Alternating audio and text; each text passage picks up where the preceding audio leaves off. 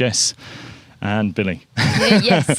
So we've got to thank you for joining me here in this park, which is what you were just saying is your local run area. It's a beautiful day, but I appreciate you coming here. I actually might as well start off with your congratulations on being a new mum. Thank you. And how's it been with Billy? Yeah, it's been amazing. I mean, he's a chilled little baby generally. I mean, the last 3 weeks have been a bit tough. He's been waking up more during the night, but he's been good over the last 2 nights. But honestly, it's been the best. My whole life has changed. You know, in a really positive way. I just have a new perspective, I guess, and Dylan and I are really enjoying parenthood. He's a lot of fun.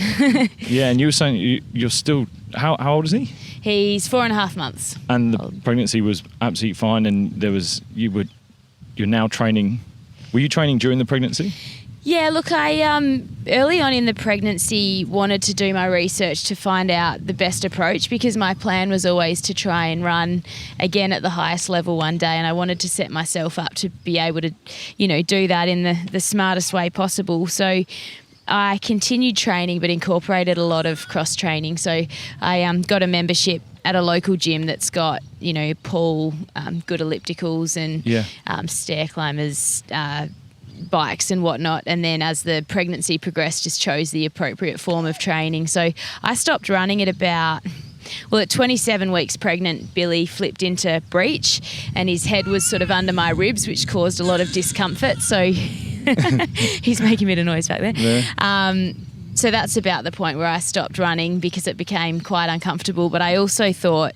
that's insane. 26 weeks yeah, in. Well, you just still going. going. A lot of people will run beyond that, but it does put a lot of pressure on your pelvis and your ligaments and your pelvic floor muscles, running with that new weight and body composition. So I was kind of grateful that I wasn't running through that time, because once Billy was born, I kind of...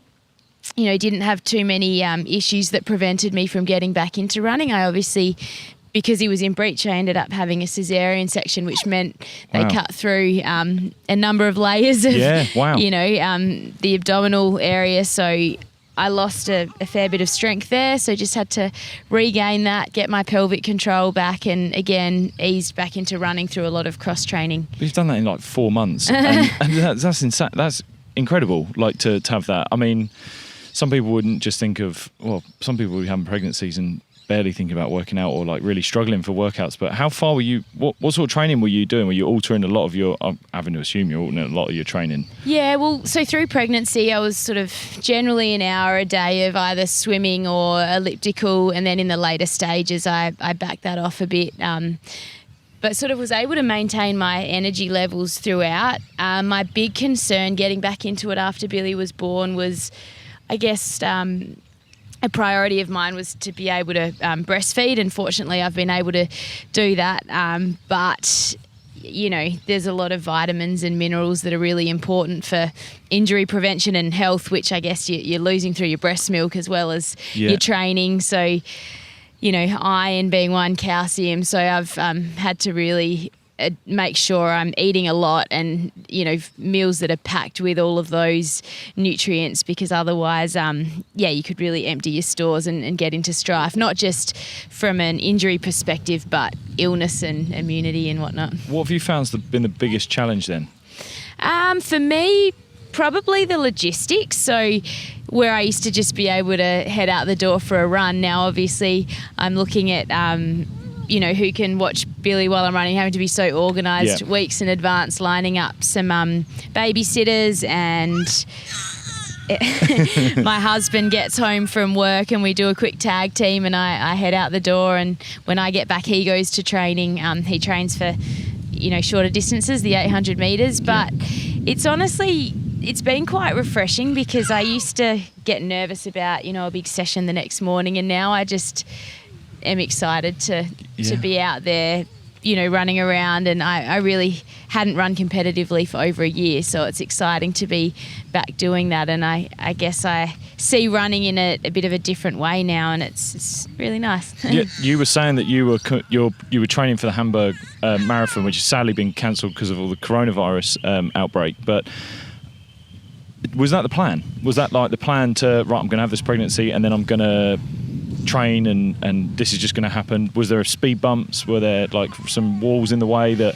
Yeah, I kind of had my plan A, B, C, D, and the plan from early on was if I can run a marathon within the Olympic qualifying period, so that's until May 31st, I would give it a go. But if that was disrupted because of anything, injury, illness, me struggling to cope, but more so if Billy didn't seem to be handling me doing the training. Hope he's not being too noisy there in the background. He's just having a great time. He's just staring up at the sky and smiling at it. He wants to be a part of it. If there were any challenges along the way, my next plan would be to maybe look at a marathon later in the year. And if that weren't to go ahead, look at different options altogether. So it was really just, let's see how this pans out. And my coach, Adam Diddick, he's got 2 sons of his own, and he was really conservative and saying, look, obviously the number one priority is for you to soak up motherhood, and that's got to be number one the whole time. And if you can slot in some training, and then if we can start to pick that up, that's a bonus. And so there was never any pressure. It was kind of just exploring, I guess. Each week we took as it came. And yeah, but it also sounded pretty planned. Like, I think if you didn't have that plan in place, then you would have been fairly stuck and also really driven in knowing that you still wanted to run, and this was just merely a part of what you're going through and something in your life that you wanted to have and didn't really get in the way. Yeah, well, and I see it as a positive for Billy if I'm running and working towards goals, because that really drives me and keeps me, I guess, really positive. I do love working towards goals, but I also really love being out amongst the running community, and I'm, a big driver of mine is, I guess, encouraging other people to be active, and I feel like my own running is a great platform for that. And so if I keep challenging myself, it gives me more opportunities to go to schools and spread, healthy lifestyle messages and be involved in ambassador roles. So I guess there are a number of reasons why I wanted to keep the running going, and it was a lot more than just running a race myself. It's kind of the greater health picture. And is that a big part? Is that a big part of? Do you see that being a really big part of your being a mum, leading with example of health and fitness? And yeah, and I've always admired mums out there, and by experiencing it myself, I've seen some of the challenges there are with conflicting advice, sometimes limited guidance in what you should do throughout your pregnancy and postpartum, because everyone is so different and everyone's birth experience is different. So there are no formulas that work for everyone. So a lot of people are left feeling quite confused about what they should be doing, and I can completely relate to that now. So as a physio, when I see people, I'll really understand why they may be going through a challenging time trying to work out what they should and shouldn't be doing. So, and I think the evidence is, slowly starting to come out, but, women and exercise, it's difficult to get control and, groups to do research with, because no one wants to, push the boundaries too far. So it is hard to sort of run good studies on how much exercise is appropriate. Yeah, I think it's incredible what you're doing. Like, it's for mums out there, like, it's super inspiring to see what you're capable of doing with having Billy only 4 months ago, and now you're already running, and with the goals of trying to set for Hamburg and future. Like that's amazing. Going into marathon running, how did you even get into it? How did it even start for you? Yeah, it's funny. It did just evolve through that being my strength, I guess. I started running in primary school in Naracoorte, where I grew up, and we had a great cross-country culture there, and I sort of had, I guess, this natural, tendency to have more success over the longer distances. I battled a bit with the sprints, but when it came to cross-country day, I just sort of felt at home there, out in amongst nature, and finding my relaxed rhythm. And so as the distances became longer, the older I got, so it was sort of 800 metres and then 1,500 metres 3K, I'd tend to have more success with the longer distances. And I loved netball, basketball, a number of other sports, but I guess eventually I realised like the reason I probably loved netball and basketball so much was I just loved running around and trying to get the ball as often as I could. It was always sort of that underlying running theme. So when I got to the age of 21, I looked at which sport I guess I had the most potential in, because my brother and sister, so my sister's 2 years younger than me and my brother's 4 years younger than me, they were sort of achieving their goals in their chosen sport. So for my sister it was rowing, my brother it was AFL footy, and I thought, well, I want to really have a crack at a sport, and decided to chase running. And my coach, Adam Diddick, said, you're going to be a marathon runner one day. And I was a bit horrified. Like, the marathon looked pretty grueling. I'd watched it at the Sydney Olympics and then at the 2006 Commonwealth Games, and I thought he was crazy to suggest that. But after running my first half marathon in 2010, I was like, nah, you're right. I think I'll run a marathon one day. And then in 2011, we decided to just target a marathon with the idea of trying to run the Olympic qualifier, because we thought there's nothing to lose here. At the time, Benita Willis and Lisa Waitman had already qualified for the team. Australia can take up to 3 athletes, and so there was one spot left, and we were like, let's have a crack at getting that final spot. Wow. Was there any, I know you said your siblings have got their own sports they pursued. Parents, were they runners? Was there anything? Because one thing, having done a marathon myself, the training around it, there's a certain like lifestyle you have to take up for a period of time. If you're just doing one for fun, like there's still the training you got to do and the lifestyle you have to take up, and it takes up so much time. Like, it really is a time-consuming thing because you're just on the road for so long. Yeah. Was there that lifestyle at home? Was there that sort of like environment that you had? I think so. So Mum and Dad, they love sport. Dad played a lot of football. Mum, she still plays netball, played a lot of tennis. I guess running is within those sports, but they didn't go for runs as such.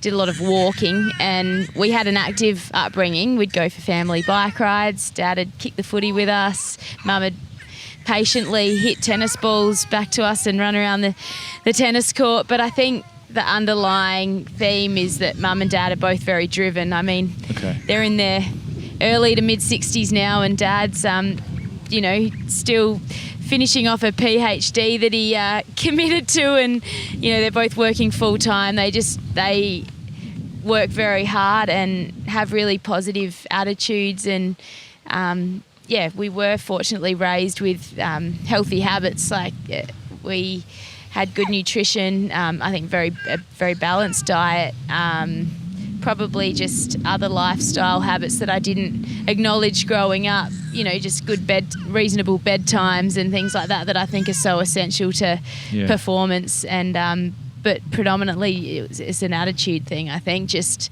the sky's the limit, and if you want to try something, give it a go, and we'll support you. That's how Mum and Dad have always been. Amazing. That environment's so important, isn't it? Like, and like you said, the attitude. That I'm just thinking, like, a lot of what I grew up with, I didn't come from. My family liked sport, but they didn't play loads of it around me, but they were very driven in whatever they did, and I think that was a big part of my drive. Like, that is more important to me in an athlete than anything else, other than the sporting, physical, mental. Well, the mental side of it comes from that attitude that you gain through different things in your life. But that's a phenomenal start. How are we doing, Billy? Oh, he's just looking for some attention. Yeah. There he goes. Bless him. He's got the biggest eyes. He's just enjoying everything.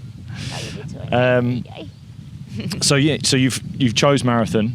Like, marathon was something that you were definitely going to go to. When did the dream of like Olympics come about? Yeah, well, I guess it was sort of a dream of the Olympics, and then the marathon was the opportunity to get there. So as a child, I think it was the 1996 Atlanta Olympics, I remember watching Susie O'Neill in particular in the pool, and other athletes. I love watching the gymnastics and thinking one day I would love to go to the Olympics. And we went as a family in the year 2000 to Sydney. It was amazing.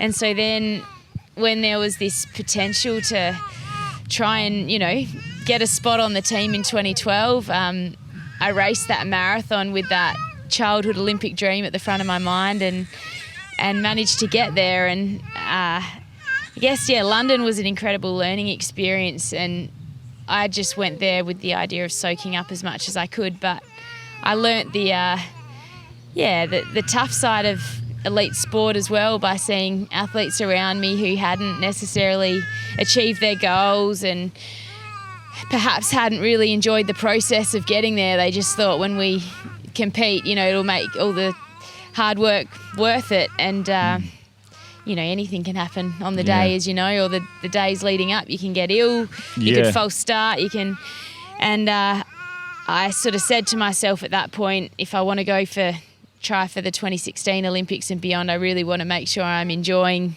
the process and celebrating the successes along the way. And as we sit here today, coronavirus has led to races all over the world being cancelled. Olympics, we just don't know what's going to happen. And I just feel so grateful that I learnt that lesson in 2012 that's really ensured that I've had balance in my life and celebrated everything along the way, because this could be a really stressful time for a lot of people who have had that goal potentially stripped from them or altered. that because the build up for any race, like even just doing when I did London, like there's that, you're literally doing everything every day towards that one time. And even that from a 4-year block period on a Olympic side of things, I find that fascinating, because you'd be going through your training so well, bang, coronavirus happens, bang, your own illness happens, and then it shatters it. I have no idea how people deal with that. Have you ever had anything like that come about? Well, my first, I guess, time I was faced with thinking I may not be able to compete at a major championship that I was building towards was in 2014 for the Glasgow Commonwealth Games. I sustained a stress fracture in my foot and found out in about April, and the Com Games were happening in early July. And I remember sitting there cross-training. I'd never experienced a marathon build-up that didn't involve pretty much all running. So I didn't know whether cross-training was going to, set me up well for this race, or, how it was going to all end up. And at one point I thought, if you need to do something with Billy, you take care of him. He's gone from singing to crying.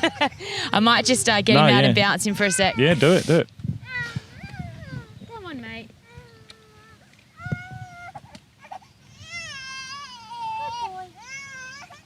Good boy. Oh, he's big. Yeah. He's a big lad. Do you want to be a part of this? He's involved now. We got him in. You're a part Billy's of it.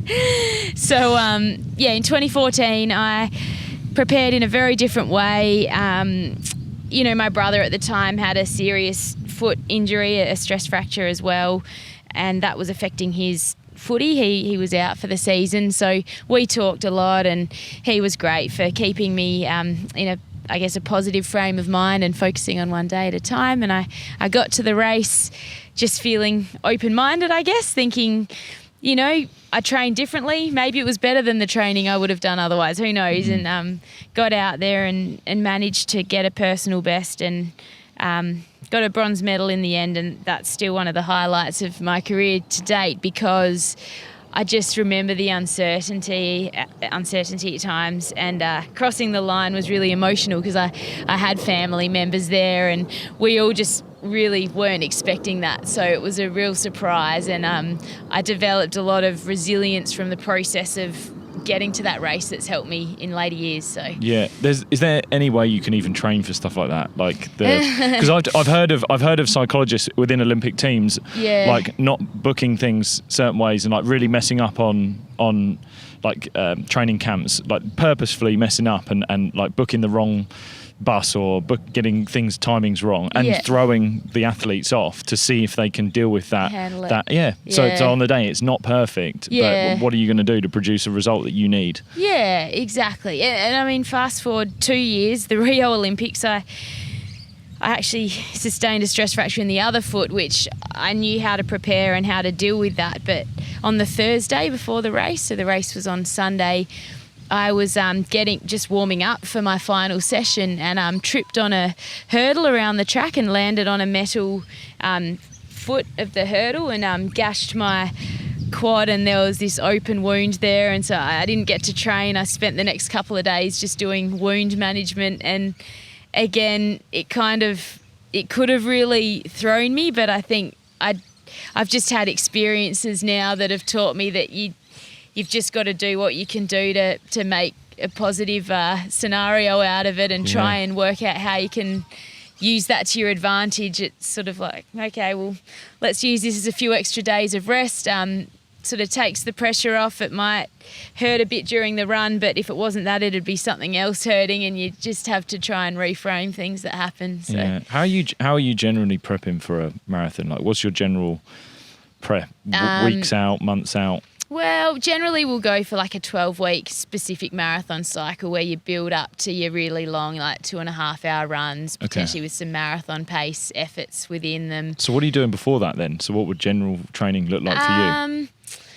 Yeah, look, the last, basically 8 years, or since London 2012, I've kind of always had a marathon on the horizon that I am building towards. So I recover from one and then I'm already starting to think about the next one. I've only sort of done 2 to last year, in 2018, 3 a year, but I haven't really had a phase of not knowing what my next race is. So I'll generally recover from a marathon by having 2 weeks of really casual exercise, 2 weeks of building back, so 4 weeks of informal kind of training, and then we'll start to build up with, it used to be 3 sessions, like Tuesday, Thursday, Saturday, and my big long run on a Sunday, and then a medium long run on the Wednesday. But since having Billy, it's been a session on the Tuesday and Friday, and then the long run on Sunday. So I've cut one of the sessions out just to manage my load and be smart during a time where I guess I'm a bit more vulnerable to injury, and I've incorporated a lot more cross training. So what sort of mileage are you clocking up? So, the last couple of weeks have been 140 kilometres, but a normal marathon build might get up to 200. God. I guess if I factor in the cross training I've been doing, though, you could probably add on a few more Ks to the 140. I don't know how to quantify it, but it's been pretty full on, and certainly feels the equivalent to my other marathon builds where I'm doing more kilometres just because I'm burning energy elsewhere. Looking after this little guy. Looking on Billy. Look, I'd spoken to, I had a podcast with Dan Lawson, GB ultra runner, and he actually said running a marathon was harder than doing what he does, where he does races over 24 hours and above 100 miles.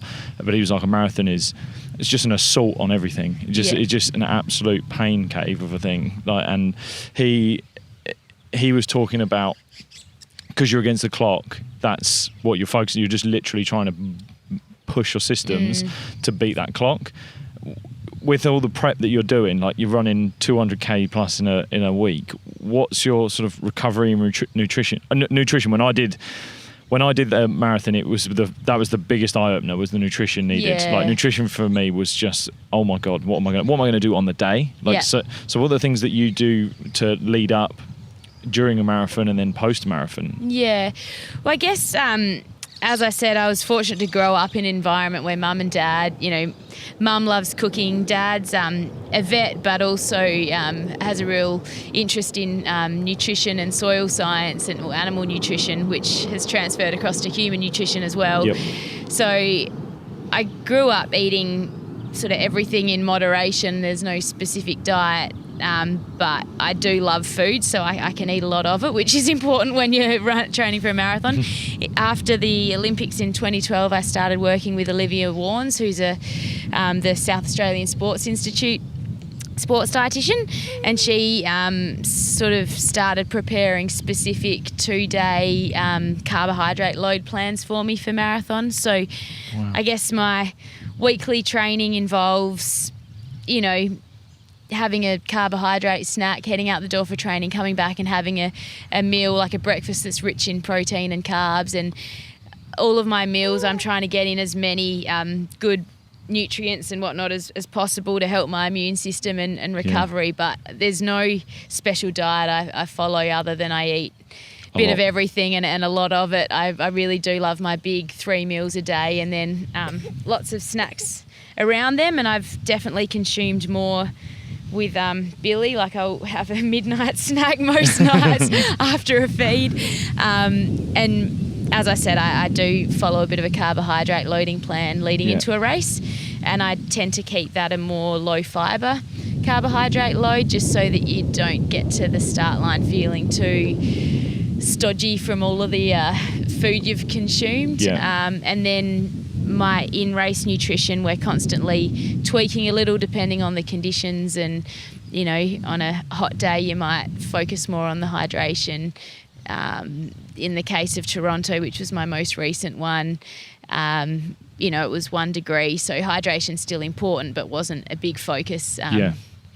There's so, when you look into it, when I was trying to research what to do, you just realise there's so many theories. There are so many theories when it comes to marathon running, and I like what to eat, because I guess you're, other than drinks throughout a race, you're not really taking on too much food because you're actually running so quickly. Yeah, well, I have gels. Okay, I tried, you go gels. Yeah, there's the little like chomp thing, like lolly things you can have. I tried that in training once, and I couldn't chew and breathe at the same time. So yeah, I will have a few gels throughout the race, and ultimately you're trying to get as many carbs in as possible without upsetting your guts. So that's something you can train. You do know, train that, years. so you train throughout your, like, to actually take on food whilst you're running. For sure. How long do you reckon that takes to kind of get used to it? Well, I mean, my first marathon, I was able to take on a fair bit without upsetting my guts, but I've always been someone who can like eat a meal then head out the door, and my guts sort of handled that okay. I know some people have sensitivities to certain sugars, and that's where it gets a bit trickier.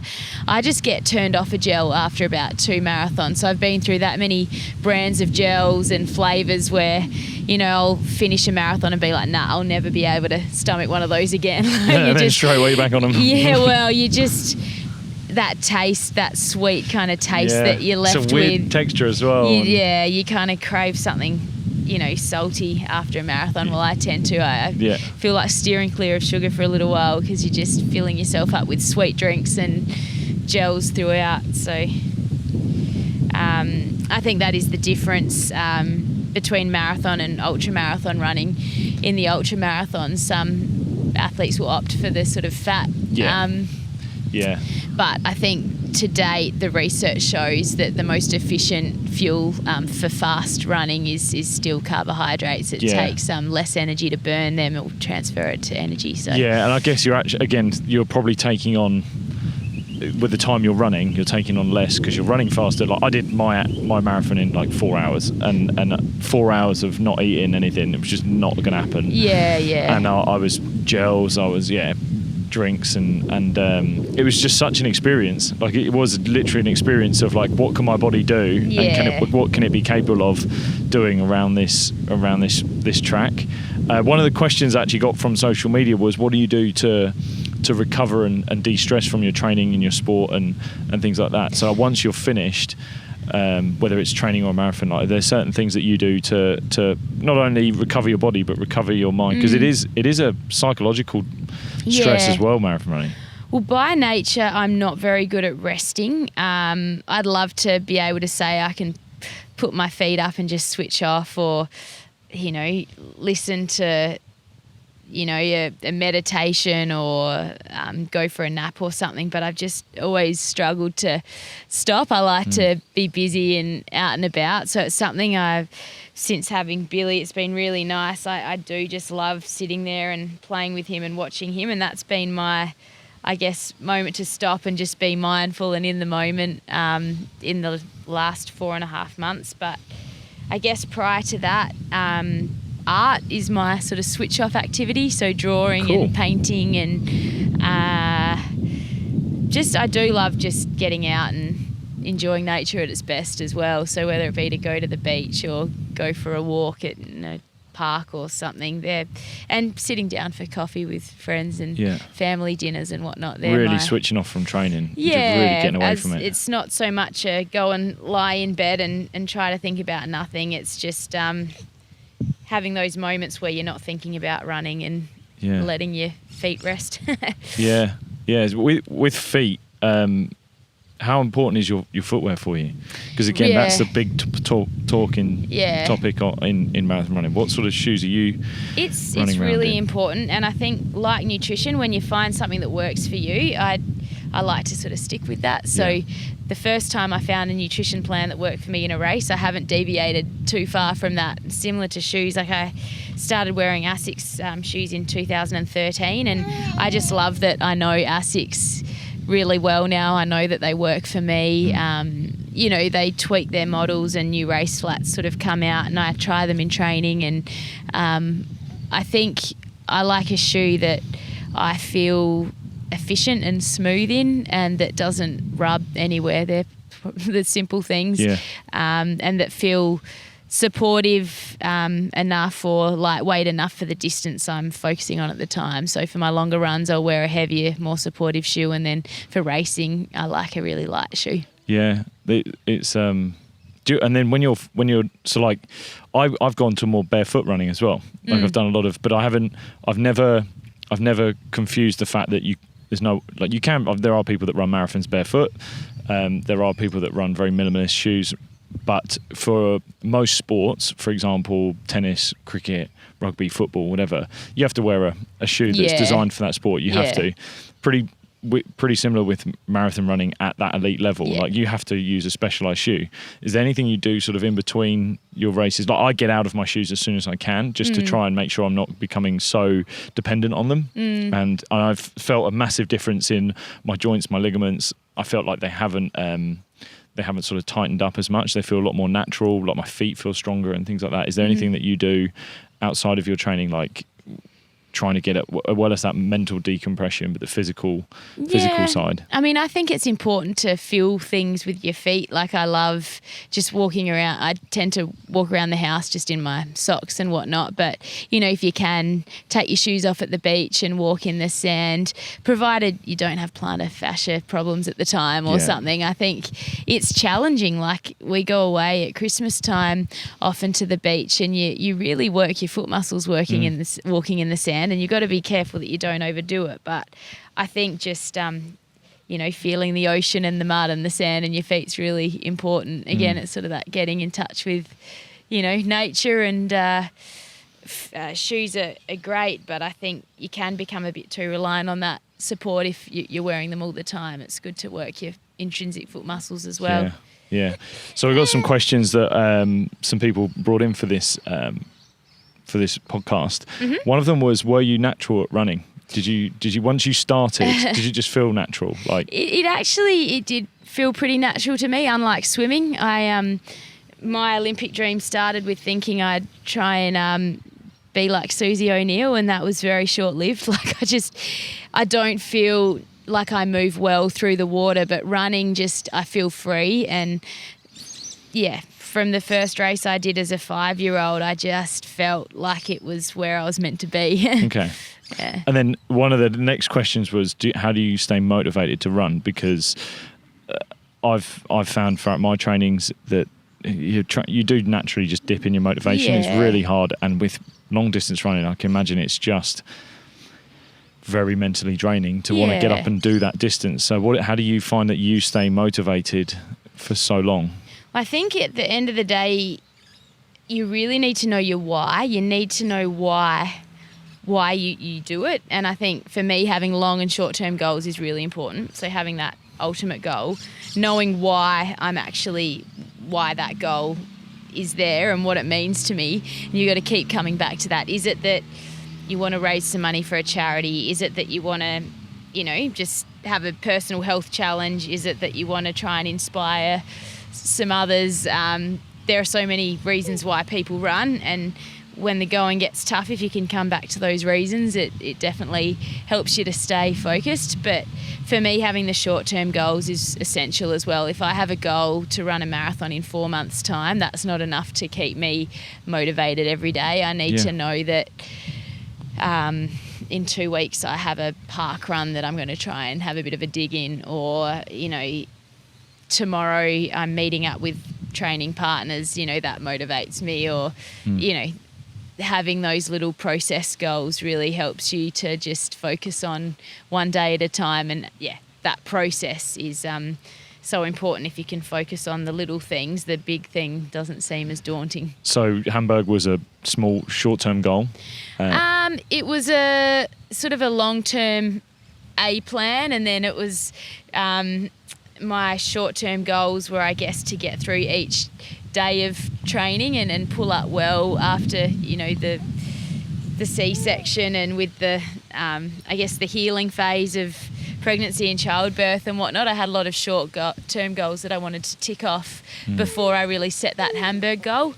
Once I'd set the Hamburg goal, I guess my longer-term goal was either to, run a marathon again, mid-year or at the end of the year, and Hamburg would be a platform to sort of see, how it felt following childbirth to run a marathon, and I guess dip my toe back in the water. So now that's kind of gone. Are you currently reassessing what the next goal is? Do you know what your big long-term goal is going to be? It's really hard to set short and medium-term goals at the moment with all the uncertainty around coronavirus, but my longer-term goal is to represent Australia again at an Olympics or Commonwealth Games or World Championships. But the process of qualifying at the moment, it's all a bit up in the air. We don't know whether this will be something that, clears in 4 months or a year. It's sort of hard to know when events will be back on track, and then how logistically, qualification processes are all going to pan out. It's such a tough time for everyone, really. And you kind of forget not only there's a lot of people that are frustrated with the amount of events that have been cancelled to watch them, but the actual athletes that have trained so much to get in the events themselves. The London Marathon's been moved for another 6 months. So that's really, really tough. That's really hard.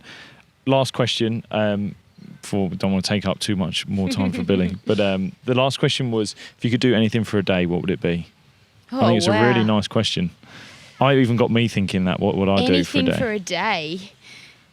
Look, it would be with my family, and it would involve food and nature. It would probably be just like, St. Moritz in Switzerland is one of my it's like a utopia there. I think having the world's best picnic, like all of my favourite foods, and really are a foodaholic, aren't you? Into the mountains and going for a bit of a walk and exploring, and just sitting down and eating food at the best sites with my favourite people. I think that'd be pretty good. Oh yeah, that is good. It's always somewhere in the world that you have that's like literally a happy place. I've got a couple of those there. They're really nice. Look, Jess, I think that's. I can't think of anything else at the moment, but Billy's been amazing. Been a good boy, haven't you? Been great. Do you want to say anything? Oh, he really wants the mic. No. Look, Jess, thank you so much for your time, and all the best for anything that's coming up. Then once everything gets sorted and there's hopefully some real goals that you can achieve, you're very, very driven towards it. And to do it as a new mum is super inspiring to women. And it's been great talking to you. Having me on your podcast. Cheers. Thanks, Jess.